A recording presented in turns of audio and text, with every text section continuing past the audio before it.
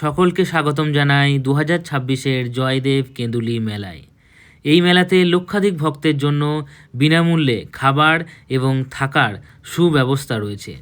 প্রায় 400 বছরের পুরনো বর্ধমান বীরভূমের মিলনস্থলে অজয় নদীর পাড়ে আয়োজিত হয় জয়দেব কেঁদুলি মেলা।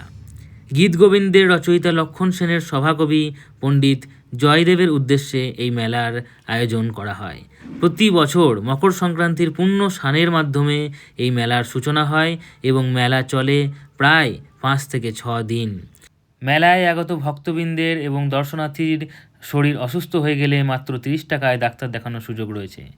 বিশাল এরিয়া জুড়ে এই মেলাটা যেহেতু হয়, তাই এখানে লক্ষাধিক ভক্তের দর্শনার্থীর আগমন হয়। বিদেশ থেকেও মানুষজন এখানে আসেন। শান্তিনিকেতনের শান্তনু ইউটিউব চ্যানেলে জয়দেবের ইতিহাস সহ মেলার সম্পূর্ণ ভিডিওটি দেখুন।